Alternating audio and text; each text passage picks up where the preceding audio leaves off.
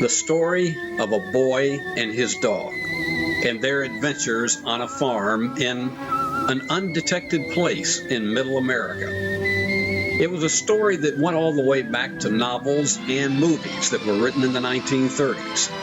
And then in television, it was 1954, the year that we first heard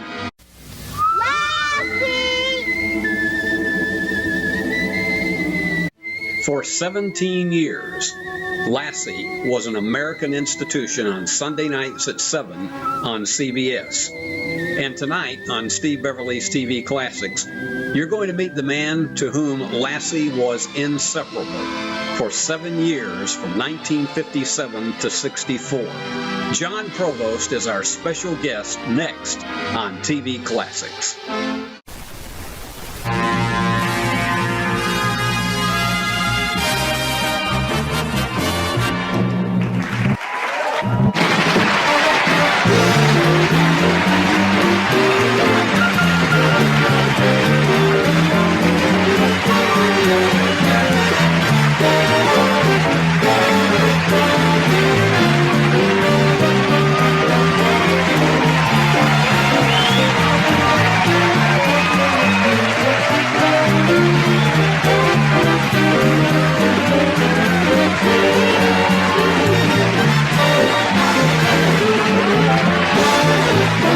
And now, Mr. TV Classics himself, Steve Beverly.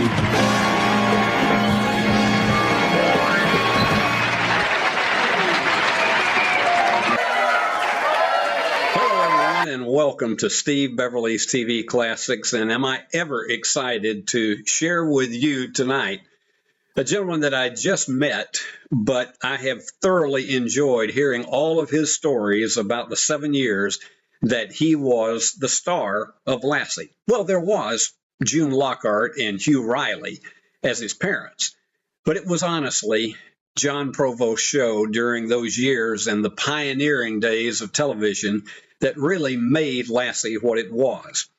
The show actually came to television in 1954. Of course, there had been Lassie movies that starred Roddy McDowall as well as Elizabeth Taylor.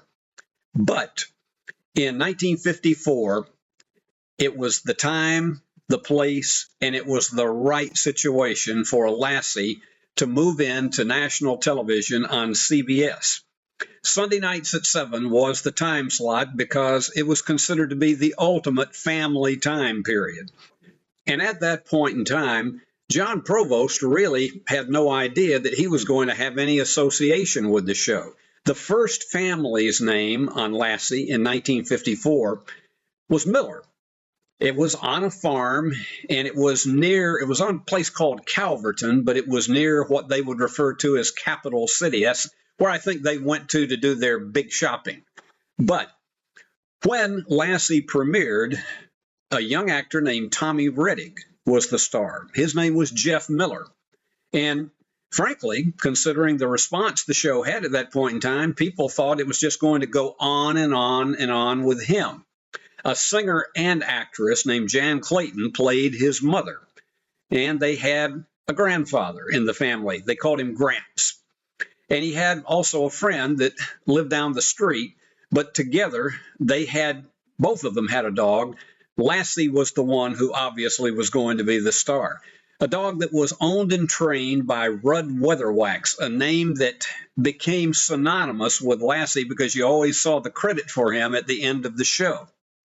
But how John Provost, as Timmy, became associated with Lassie was a rather unusual situation. By 1957, Tommy Rettig was getting older, he was growing larger, and it was at a point where the producers of the show and CBS believed that they were going to get further away from the small boy and his dog if Tommy continued in the role. And so they came up with a storyline where a runaway orphan named Timmy suddenly showed up on the farm.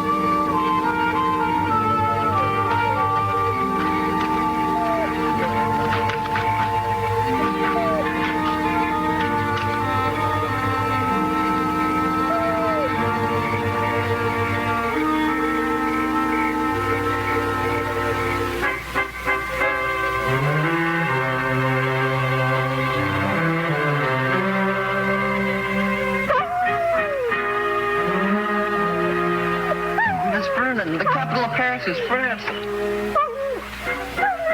For gosh sakes, going to school in my sleep. What is it, girl? What's the matter? Something out there?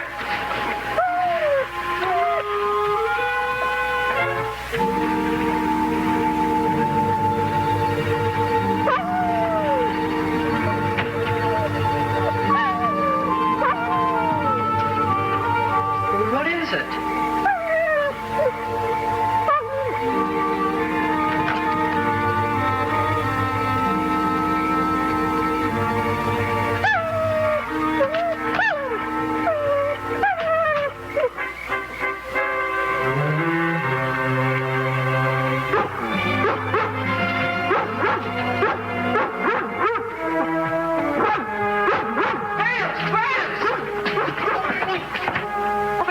What's going on here? There's someone in the barn, a great big guy. How do you know? I saw his shadow. Now, hold on a minute. Where's Betsy? She's in the barn, too. That's what I'm worried about. She stopped barking. Maybe he killed her. Oh, now don't say such things. Wait a minute. Where's the big flashlight? Hanging over there in the corner. You stay here. I'll do no such thing.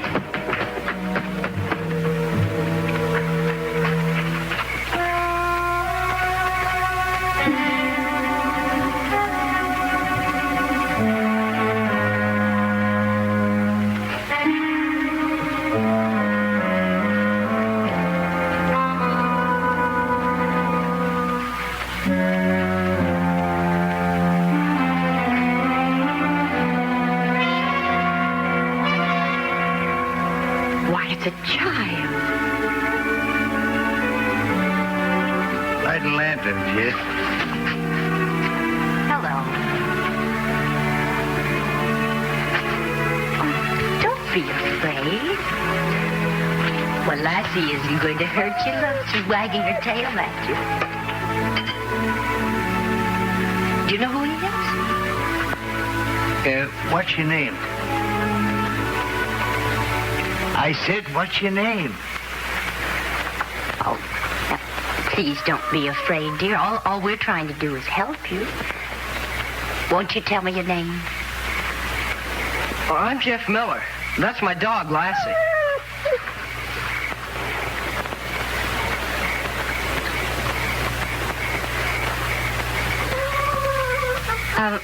I'm going into the house and fix something to eat. Are you hungry?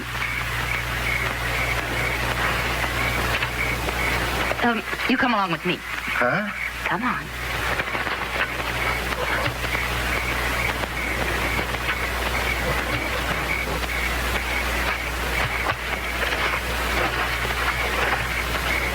Well, she likes you.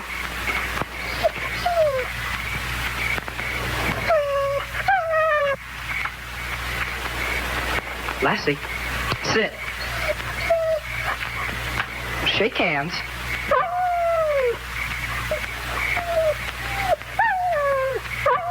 She won't hurt you. Go ahead. She's smart. If you tell her your name, she'll remember it. Well, you don't have to tell her if you don't want to. She'll still be friends. I smell scrambled eggs. My mom makes real good scrambled eggs. Hot buttered toast, too. I'll have Lassie take you to the kitchen. That's one of her best tricks. Lassie, take him to the kitchen, girl. Go on. Come on.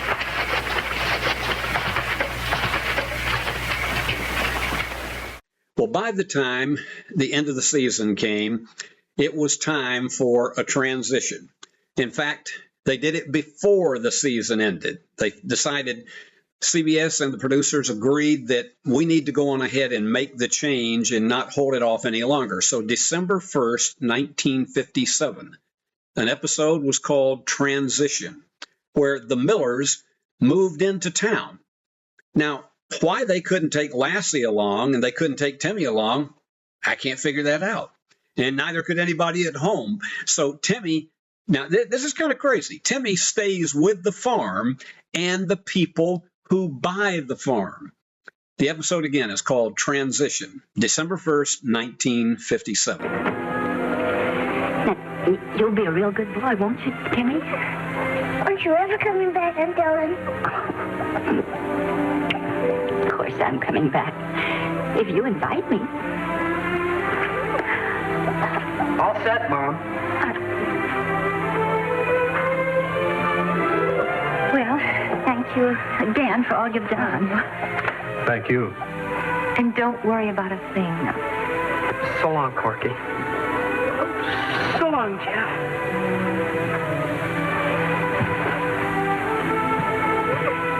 Goodbye, Porky. I'm gonna miss you. So long, Timmy. I'll be seeing you.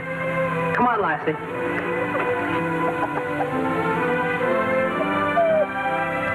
Come on, girl.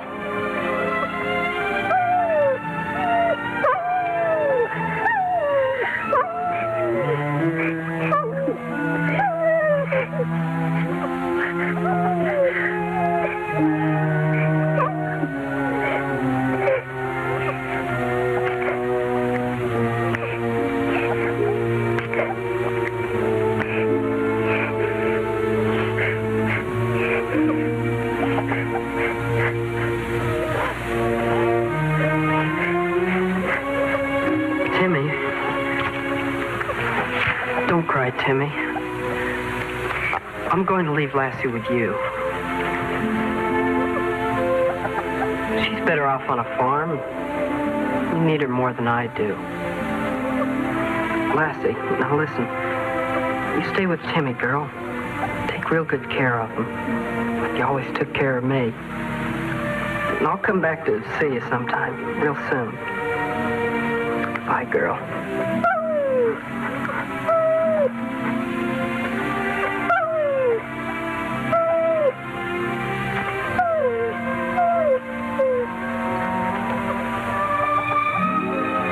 Let's go. Thanks, Jeff.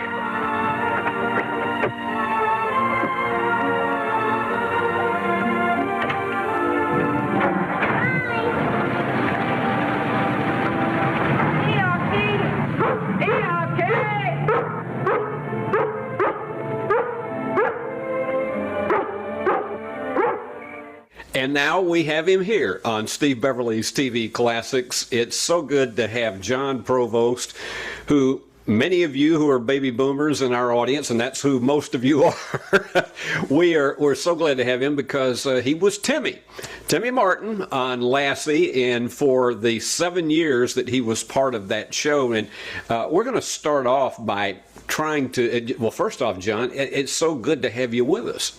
Well, thanks, Steve. Great to see you again. Yeah, for those of you who watch Jackson 24/7, back before Zoom became such a prevalent tool that we all used, John was on with us when the book that he and his wife wrote together, Timmy's in the Well, that was part of one of our segments that we had that we split over a couple of days, and it was sure good to have him with us then. It's hard to believe how many years it's been since then, John. Well, you know, the book came out in 2008, and now it's in its sixth printing, so life goes on. Yeah, boy, does it ever. Let's start off by telling the viewers, if you will, what led to you. Everybody's had a journey with these kinds of things, and you had done some films, but what led to you getting the part of Timmy? Well, you know, we'll have to backtrack a little bit before that. The way I got into show business in the first place was pretty bizarre. My parents were not Hollywood people. They were not actors. They were not in show business at all. My parents were not even from California. My father was from Alabama. My mother was from Texas, but they immigrated to Southern California in the early 40s or 1940.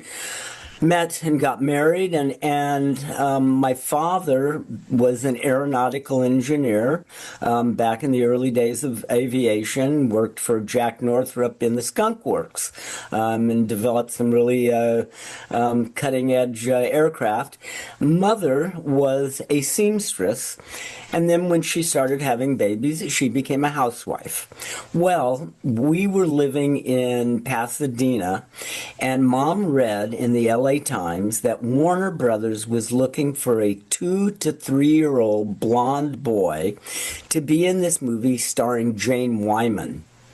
Well, Mom, growing up on the farm in Texas, her idol was Jane Wyman. So she thought that if she took me on this audition, she was going to meet Jane Wyman and get her autograph. I mean, this is what Mom thought. She had not a clue. So my father tried to discourage her, and she was not having any of that. And she said, no, honey, you draw me, make me a map to Warner Brothers in Hollywood somewhere, and I'm taking John, and I'm going to meet Jane Wyman. Long story short, this is 1953. I am not quite 3 years old. Mom takes me on this audition.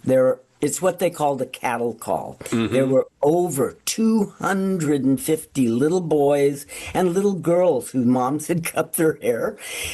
So at the end of the day, the other kids, they would let them go. You would go in a room, meet some adults, blah, blah, blah, and then, no, okay, we'll call you later. But with me, they kept saying, no, you stay with your mother, and kept calling me back. And towards the end of the day, this large woman comes up to my mom and said, hello, I do believe your son is going to get this job. And Mom said, well, I really could care less about that. I want to meet Jane Wyman. And the woman said, well, don't worry, you will meet her, but we need to know who your agent is. Oh. Mom said, oh, no, we own a home. We don't need an agent. And see, Mom didn't have a clue. She, nothing. So the woman said, oh, no. We're talking about a theatrical agent that would represent your son. Mom said, well, I don't know. Where do I get one of those? And the woman said, well, my name is Lola Moore. I am the #1 child agent in Hollywood, and I can represent your son. Mom wanted to know how much. She said 10% of what he makes. Mom said, that sounds reasonable. When do I get to meet Jane Wyman? So Mom takes me on this audition just to get an autograph, which she did get. I got the job. That was so big with Jane Wyman and Sterling Hayden. My next job was The Country Girl with Bing Crosby and Grace Kelly. I played their child. And Grace Kelly went on to, win the Academy Award and then became Princess Grace and, of course, Bing. And then after that, more movies. I got a contract with RKO. So in 1956... I'm with RKO, and we are going to film a movie in Japan called Escapade in Japan, starring Teresa Wright, Cameron Mitchell, and John Provost. And so this was only 11 years after the end of the war, and it was considered a bridge movie to bring the two countries back together. We needed them and they needed us now after the war. So we spent 3.5 months in Japan in 1956 filming Escapade in Japan. Fantastic movie. It was also the last movie that Howard Hughes made for RKO. He was in the process of selling the studios to Desi and Lucy Arnaz, so then the studio became Desi Lou. So I'm in Japan filming. The producer's wife of Lassie is having lunch with the producer's wife of the movie, and they're talking, and she said, well, what's new with you? Well, we're trying to find a new boy to be on a series. Lassie, the boy we have on it right now, Tommy Reddick, has outgrown the part, and we want a young boy. So she described what they were looking for, and she said, oh, wow, that sounds like this young boy, John Provost, but he's in Japan now. So when he gets back, we'll introduce you. So come back from Japan, meet the producer, and they knew I could act because they'd seen the movies and all that. So that wasn't an issue. The issue was, how does this little boy, and I was a little boy, get along with a big dog? I had been raised around animals. I had a pony. We lived in Pomona now at the time. My father was working for Convair Aircraft. And, my sister had a horse. We had a goat, all kinds of animals. So it was fine with me, but they didn't know how it was going to work with Lassie. So I went and spent a long weekend with Red Weatherwax and Lassie on his ranch out in Saugus, out in the San Fernando Valley, when there was really nothing out there. And came back to the studio 3 days later, walked into the producer's office, and I like to say that Lassie gave me 2 paws up, and I got the job. So that's how it happened. That's amazing. There's so much more than what was in the TV Guide profile of you at that time. Well, what do they say? Fiction is reality is truth is stranger than fiction. Yeah, and it really is. When you think about it, it all started because Mom wanted an autograph. She wanted to meet Jane Wyman.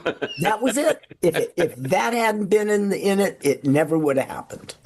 What a story. That's amazing. And then, Lassie for 7 years, 249 half-hour episodes, because back then, Steve, we made between 34 and 36, 37 half-hour episodes a year, where today, they make 10, 12, whatever. So, yeah. And that for 7 years. And then after Lassie, I quit Lassie. I had the 7-year contract, and they had a 3-year option. We were coming up to the end of the contract. The show was extremely popular, and they wanted me to go on for 3 more years. Luckily, the option was ours. And so my parents said, John, what do you want to do? You can be Timmy for 3 more years. They're offering you all kinds of stuff, This is crazy. At that time, Jack Rather, who owned the series Lassie, also owned Chris Craft Boats. So to keep one of the perks they wanted to offer me, I'm 14 years old. They wanted to give me a 65-foot yacht. What? To stay on the show. But no, I didn't want to do the show anymore. I was tired. I was, 14, going through puberty. The girls all, I'm looking at the girls and they're thinking me of a little kid with a dog. So I wanted to move on. So I quit Lassie. I still wanted to work. I did 3 more movies. This Property is Condemned with Robert Redford, Natalie Wood, Charlie Bronson. Great movie, a Tennessee Williams movie. The Computer Wore Tennis Shoes with Kurt Russell for Walt Disney. And this is very interesting. When we were filming Computer Wore Tennis Shoes, and it was the only Disney thing I'd ever done, and we had a ball. It was so much fun. But Kurt and I had our birthdays the same time. And Kurt was turning 17, I was turning 18, and we're having lunch on the set. And I go, Kurt, I've been working 15 years. I said, maybe it's time I should take a break. And Kurt said, yeah, John, you should take a break. Well, and which I did. That's when I really kind of left the industry. But what Kurt didn't tell me, and maybe he didn't know, but my character Bradley would have been in 2 more movies with Computer Wore Tennis Shoes. So I would have been in 2 more of those movies, and which I would have stayed and done because it was a gas. We had a ball. Mm-hmm. But unfortunately, I didn't know that, so I kind of wrote my pink slip. Took off, went to college, moved to Northern California, and then started a new life. And then again, it all starts with the new Lassie series in 1989-90, and I'm still, voiceovers, a little indie work. It never ends. And you suddenly became Uncle Steve. Oh boy, yeah, that was crazy. And June Lockhart, love Yeah, June. hey, John, when you did that, when she was the guest, and we'll talk about June before we get away here, but when you did that episode that June was a guest on, and it was a stunner because it was as if the two of you had become estranged from each other. It was crazy. We did it for 2 years. The first year, Al Burton, the producer, he said, I don't want to use anybody from the original show, and he didn't even really want to use me in the very beginning, and then it rolled around in his head, and he said, "Yeah, we're going to have you on the show, but you're not Timmy." Okay, Al, if that's going to work. Well, it didn't work because everybody realized. And so the second season, yes, I really was Timmy, but I had never been adopted by the Martins, and June gave Lassie away, and she was a horrible all this crazy stuff. I mean, she was terrible. I know. But anyway, we had a lot of fun, and actually, the show was pretty good. The second year. It's just too bad we didn't make it for 3 years. Yeah, that's just one of those things. When you're in syndication, you're really at the mercy of the local stations picking it up, and there you go. It happens they want 3 years. 2 doesn't do it. Yeah, that's for sure with that.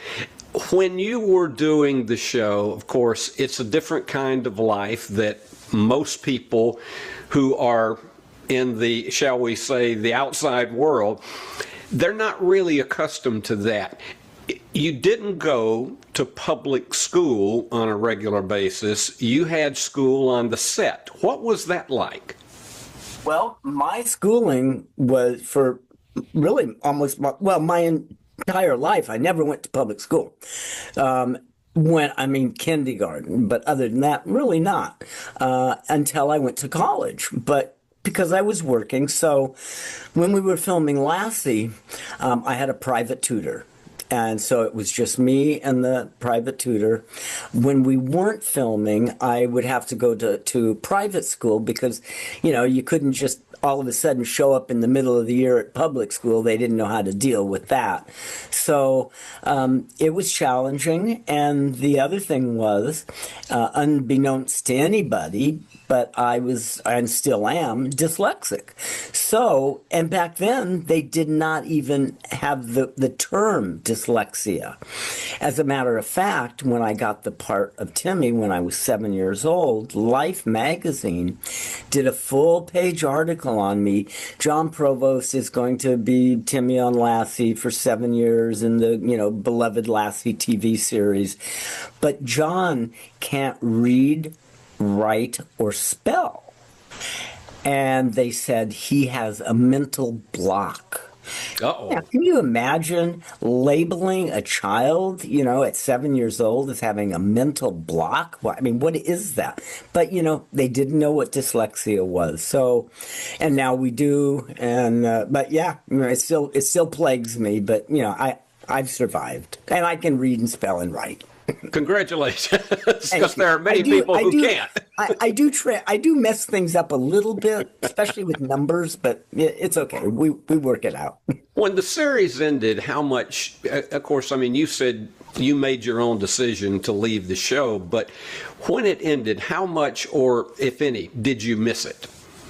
Oh, sure. No, I miss the people, an average day for me on Lassie, I worked 5 days a week, 10 hours a day, 9 months out of the year. The regular cast and crew worked 6 days a week. They worked on Saturdays, but because of child labor laws and everything, Tim Chow couldn't. When I say it was 10 hours, that 10 hours a day were broken down into so many hours for transportation, so many hours for schooling, an hour for recreation, spread out over the day, lunch, all of that stuff was factored into it. But the crazy part about the education was you had to have 3 hours of schooling before 3 o'clock in the afternoon. Now, you could accrue those 3 hours in 20-minute increments. So you're taking a little kid that's out there filming, playing, jumping off mountains and whatever. And now you got a break because they're setting up a new scene. So they rush me into the schoolroom with my teacher. And, sometimes the DA, the assistant director, the AD is out there with a stopwatch waiting for 20 minutes. So boom, 20 minutes, yank him out of school, put him back on set. So that wasn't the best because sometimes, it would take me 5-10 minutes to settle down and get into the zone of schooling when I'm out there filming. So that wasn't the best, but it was adequate, and it was all regulated by the state. And if anybody tried to do anything crazy or different or whatever, that didn't work. When you became part of the show, and it was still with Jan Clayton and Tommy Reddick, because you came there as somewhat of an orphan boy at that point, and then they chose to move to the center of the city, and you somehow wound up to be the son, whether the new lassie credited it or not. You were the adopted son of the Martin family, but the Martins were not Hugh Riley and June Lockhart at that point in time. Nope. The first set of parents were Cloris Leachman as Ruth and a wonderful man by the name of John Shepard who played Paul. Well, now, you look at Cloris Leachman and June Lockhart and they are like opposites. Well, once Cloris found out that she had signed a 6-year contract to work with this little boy and this dog and bake cookies and be stuck on a farm, after a few months, she goes, you know what? I made a mistake. And so she went to the producers and said, I want out. And she could have, if they hadn't released her from her contract, she could have made things very difficult for everybody. you gotta have a happy set. So they let Cloris go, but they also had to let John Shepard go because they didn't think that the audience would accept one parent changing, which is probably true.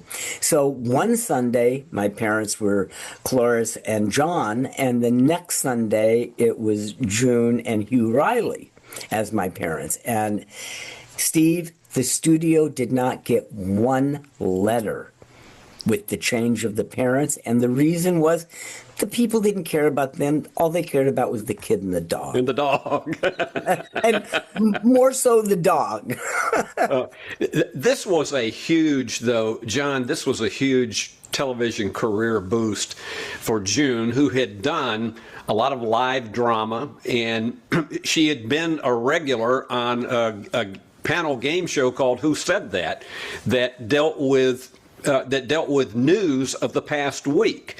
And so she had had plenty of exposure, but then she became really what you would call a classic TV star at that point. Yeah. What was your relationship with June? June was super. June and I stayed in touch the entire time since the show ended in 1964 for us. June went off to space. She went off to, Lost in Space with, Bill Mumy became her new son. And Angela, and then Petticoat Junction, and then on and on. And then, of course, she started, when she was 12 years old, working with her parents in A Christmas Story. I mean, we love every Christmas we watch. June was great. She would come to work. She'd want to make sure that I had been fed, and if I looked a little hungry or something, she'd have somebody come over and make me some eggs or whatever. But we kept in touch every Christmas, every birthday. My mother, my real mom, would maybe forget my birthday and call me a couple days later. Oh, honey, I'm sorry. Not June. Always got a card, always a phone call, and vice versa. I would always be. And then over the past 10 years, June slowed down. She was great, been in touch with her daughter June forever, and June and her granddaughter were by her side when she left, and she was at home, and her daughter asked her, June, Mommy, she called her, Mommy, what would you like to listen to? And she said, I think I'd like to listen to a little David Bowie. And so that's what she was listening. She was listening to David Bowie when she passed. I mean, how cool is that?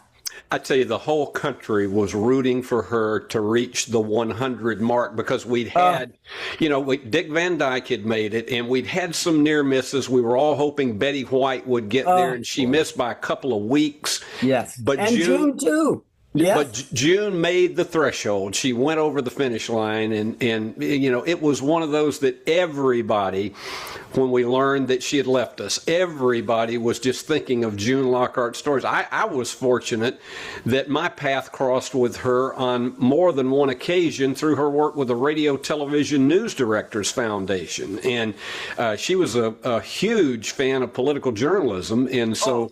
And very active in NASA, and June was there all the time. June did it all. Yeah. I mean, there's no question about that. Yeah. And one of the greatest game show players that there ever was, because June was really, really smart. And you know what? She was constantly on set, whenever she had a minute, constantly playing Scrabble. She was a huge Scrabble player. So, she kept her mind working. Tom Kennedy told me that if you ever had a game that had to deal with celebrities being a central part of the game, you always wanted to have June on early in the show, because she not only would be energetic and enthusiastic, but she would play the game well. And he said, and so they had June on the second week of You Don't Say, which turned out to be his longest running game show. And he said she was just fabulous. He said, we always tried to get her on as often as we could. She loved the competition. Yeah. Oh, yeah. And she was great. And she was like President Kennedy. I mean, she would sit down and read, 5 newspapers every day. So, she was on top of it. She was really a boost to us with the foundation of the News Directors Association, because she helped raise money for us who had retired from that and gone into teaching to go back into newsrooms, say in the summer for 2 weeks to a month, to just refresh ourselves on what life was like in the newsroom. And I was very grateful to her about that. John, Hugh Riley, let's also mention about him, because Hugh had been the host of an anthology show on television before Lassie, so he was a familiar face to a number of people. I did not know that. No. Hugh was a great guy. Hugh was the guy. Hugh was Paul. I mean, I was Timmy. I was. And Hugh was Paul. Hugh was what you saw. He was a very kind, gentle man.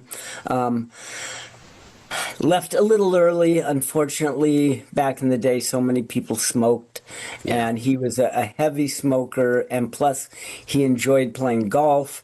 And in the San Fernando Valley, back in those days, you couldn't see the hills because of the smog, and then you smoke on top of that. So he ended up getting emphysema and passed away. But he never... We kept in touch, and he never lost that spark. He loved what he did. One thing, this is crazy. After Lassie, he did Lassie for 6 years. After Lassie, he was offered the part of the professor on Gilligan's Island. Oh, my. Yes. And he turned it down. And I said, Hugh, why did you turn that down? And he said, well, two reasons, John. One was I wanted to be with my children more. Hello, because, you know, when we're working for your family, it's kind of difficult. And he said, secondly, I think it's kind of a silly part, and I don't think it's, boy, I don't know, you know, but hey, you know, he was happy with his decision. You know, his family was important. So, I mean, come on, what's more important than family? Absolutely. Yeah, you can't change that for anything, and you can't trade it for anything. No, you can't. In looking at all the things that happened during the time that you did the show for the 6 years, and television began to change somewhat, but in 1964, when the series ended, there was that pass-off episode that you came back for one episode at the beginning of the 64-65 season that basically handed it off to Robert Bray. What were the emotions like when you did that last episode? Well, you know, they were shipping us off to Australia. They wanted to get rid of the family. You know, for me, okay, Lassie is about a kid and a dog. Could have been a girl and a dog, didn't matter.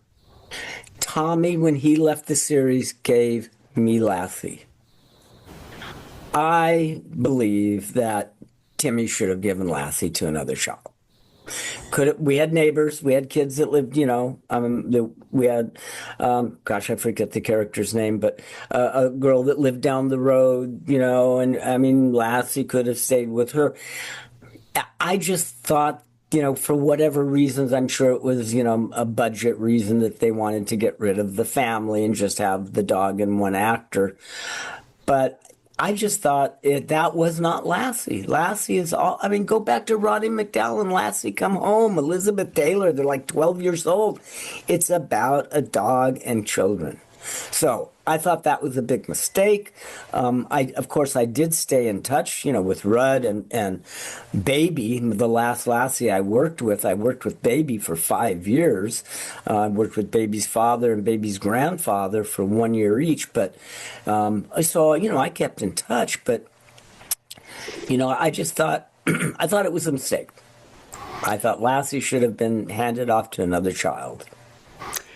As we are taping this, you and I both have just learned in recent hours of the passing of another child star that, for people my age, your age, and those of us who are all in the baby boomer category, it's like losing a member of the family, and that's Lauren Chapin from Father Knows Best. Now, I know you didn't work at the same studio, but I'm sure there were promotional things because you were both, at least part of the time, on the same network. Tell us just your memories of Lauren Chapin. Well, you know, I've known Lauren since we were children. Back in the day, you know, all the shows, you know, Jay North and I mean, all of the, you know, kids, you know, the Stan and Barry Livingston, Paul Peterson, everybody that were in this series of our era. You know, we all knew each other. We may not have been real close friends, but we all ran into each other. And I've known Lauren for years and years. The last time I actually saw Lauren was at a convention, like, you know, an autograph convention, Comic-Con, whatever you want to call them. But she lived on the East Coast. I live on the West Coast. So we didn't see each other that often. But I know Lauren, I mean, she had you know, struggled, you know, with illness for a long time. And that's very sad. And she, you know, had a pretty crazy childhood. Not necessarily, you know, the show business part of it. But, yeah, I do think that she's in a better place now. But, you know, we are, every time I seem to turn on my computer or turn on the television, we're losing someone else. You know, Bob Carradine a couple days ago, Roberta Flack I just heard today. I mean, It's just, I guess it's just time, you know. The clock keeps ticking. Yeah, it doesn't stop because life is not a game show, so the clock doesn't stop. John, before we let you go, a couple of brief things. But this is the one that I think is really the exclamation point. After all these years, what is your takeaway, your greatest takeaway from Lassie? Well, that's pretty easy. No one has ever come up to me and said they hated Lassie. The other thing is they say, I always cried. But it was a good cry because everything always turned out all right. You learned something from every episode. If Timmy did something wrong, if he made a mistake, he learned from it. He didn't talk back to his parents. Hello. It's the letters that I have received over the many, many years from people that might have grown up in an abusive family or been very isolated or something like that, that they were able to escape from that a little bit, to get into Timmy's life and children that grew up in say Manhattan, never saw a lawn, never saw a cow.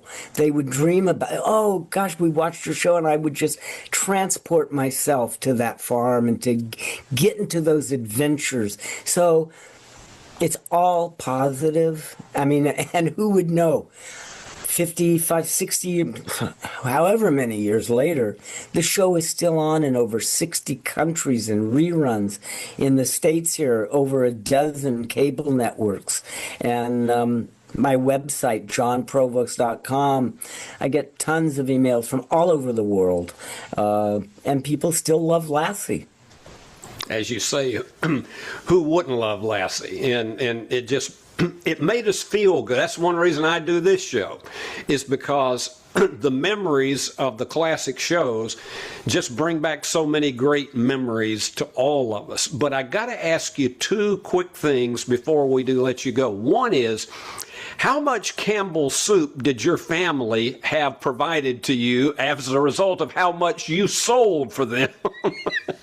Okay, well, every Christmas we would get, and because Camel Soup was our only sponsor, every Christmas we would get like a big, a big basket, like the size of a laundry basket, full of Camel Soup and Pepperidge Farm and all this stuff. But all the cookies were broken. All the cans were dented. I'm serious. And so that's what we got from Camel Soup. Yeah, it was, and another thing, just real quickly, we had a lot of different ethnics on our show, but we never had a black man. And so they had written, the writers wrote a script to have Roy Campanella. Oh, my goodness. Oh, yeah. On an episode. And so Camel Soup had to okay every episode. So they sent the script to Camel Soup. Camel Soup said, nope.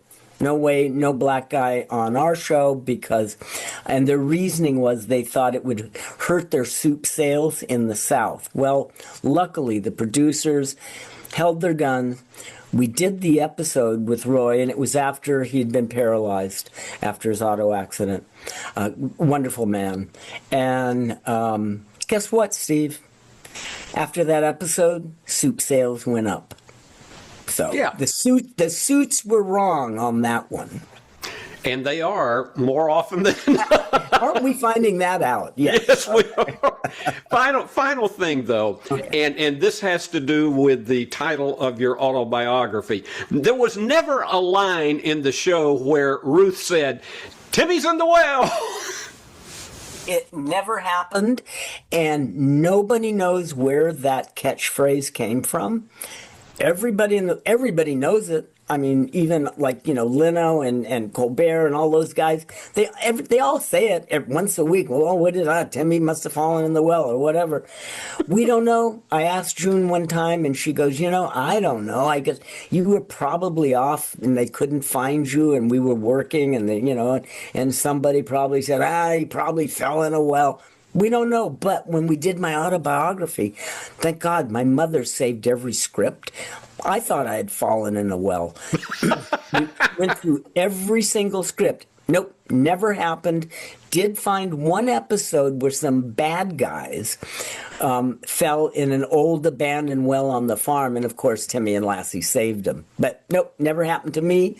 The reason the title is Timmy's in the Well, because, we all have bumps in the road. We all trip. We all fall, but we get up and we put one foot in front of us and we keep walking. We keep moving. And so I may have fallen in a few puddles along the way, but never a well. Or if I did, I got out.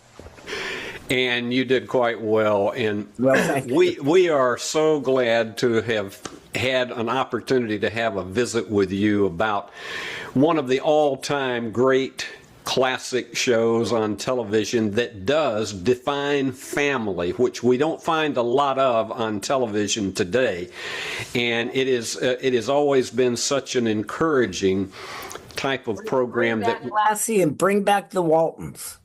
Yes. In fact, I just interviewed a couple of the Walton girls in the last month or so. Oh, right. Great. And yeah, you got to have those coming back. John, I appreciate it more than you know. I'm going to let the viewers know we're going to be interviewing John's wife, Laurie Jacobson, about all of the many books she has written about entertainment. She knows more about Hollywood than I.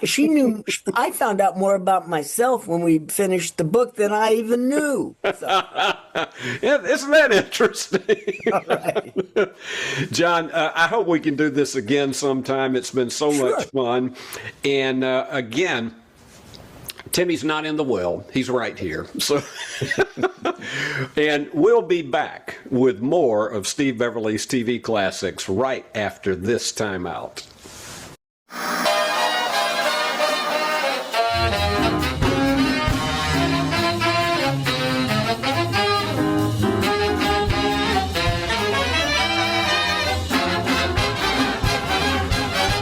John Provost, I can tell you for so many of us who grew up in the baby boomer era and in the pioneering television era, John Provost was someone who was like a brother to all of us. In fact, John and I are very similar in age.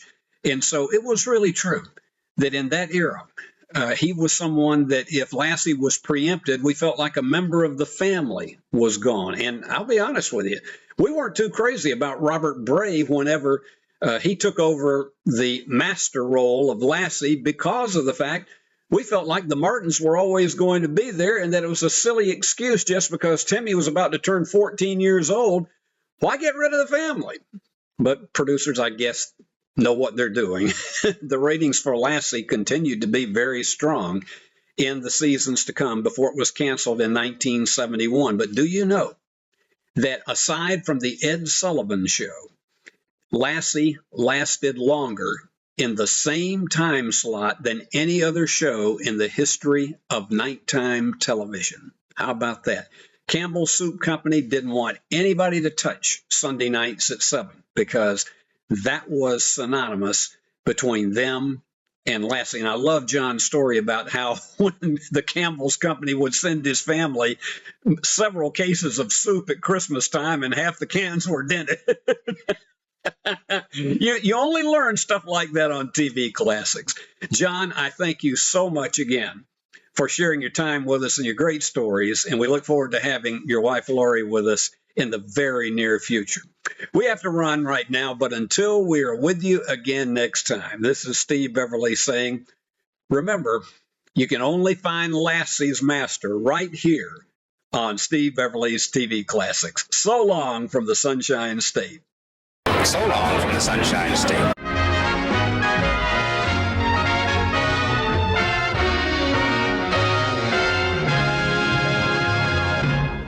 Guests on Steve Beverly's TV Classics will receive Carter's Little Liver pills. If you have a little liver, Carter's is the answer. And vestibule. If you think your pastor will step on your toes from the pulpit, just take 2 vestibule tablets.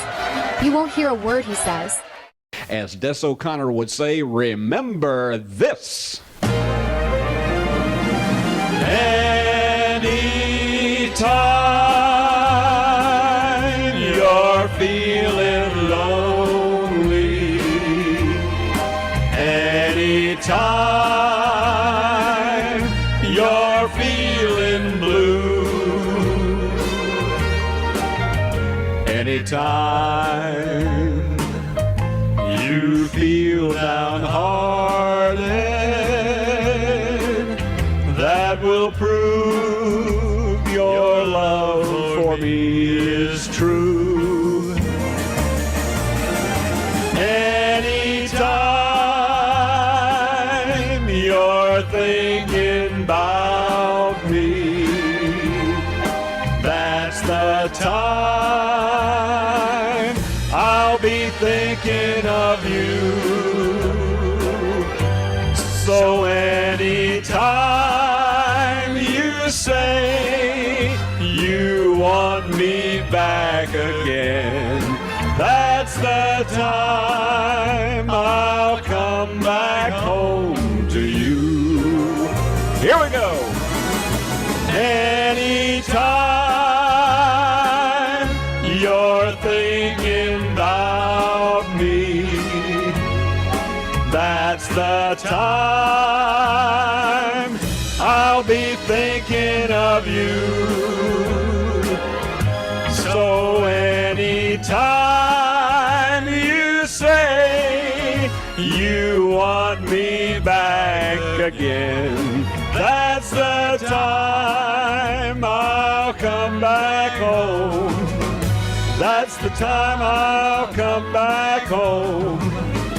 That's the time I'll come back home to you, to you. I'll see you next week, everybody. Have a great week.